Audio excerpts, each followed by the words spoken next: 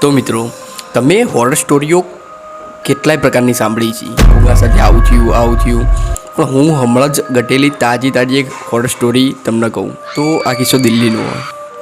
દિલ્હીમાં એક food delivery boy હોય, તે દરરોજ તેનું કામ પતાવીને મોડા ઘરે જાય. પણ એક દિવસે તેની સાથે શું ઘટે કે એક દિવસે તે ઘરે જઈ રહ્યો હતો ત્યારે એના રસ્તામાં એક લેડીઝ હાથ આપે લિફ્ટ માગવા માટે. તો આર્યો ઊભો રહે એ લેડીઝ પાસે હેલ્પ કરવા. લેડીઝ કહે કે મારે લિફ્ટ જુઓ, કે મારે થોડું આગળ સુધી મને તમે છોડી શકશો. તો પેલો વગર કશું હિચકિચાય આર્યો તરત જ લિફ્ટ આપી દે. પહેલાં તો આપણને આવું થાય એટલે બે ઘડી તો મગજમાં આવે કે લિફ્ટ આપવું કે ના આપવું, કે એવું કોઈ ખાનાનું ઓપ્શન મગજમાં લઈએ આપણે. પણ આ તો તરત જ એને હા પાડી દે કે બેસી જાઓ. આર્યો તે લેડીઝને બેસાડી દે. પછી રોડ ઉપર મિત્રો ઓના આજુબાજુ જેટલા સાધનવાળા હેડ ને, બસવાળા, ટ્રકવાળા, બાઇકોવાળા બધા ચોંકી જઈએ. બધાની આંખો ફાટી જાય અને ઓને કંઈક કહેવા માગે બધા, પણ આર્યો એને જ ધૂનમાં હેડ્યો જાય સીધો.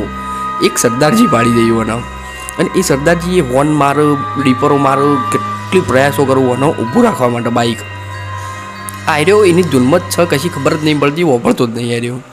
સરદારજી આખો ટ્રક એના બાઇક આગળ લાઈન ઊભું કરી દઈએ અને સરદારજી ટ્રકમાંથી ઉતર્યું.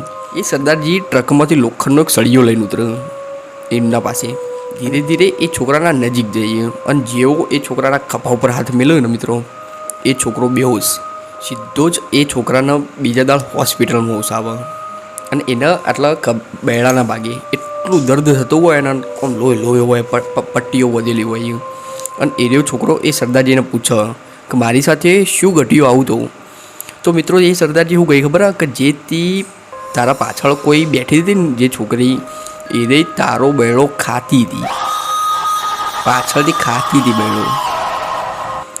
હવે તમે કોમેન્ટ કરો કે એ પાછળ બેઠી હતી છોકરી એ શું હતી. વિડીયો લાઈક કરો અને ચેનલને સબસ્ક્રાઈબ કરો.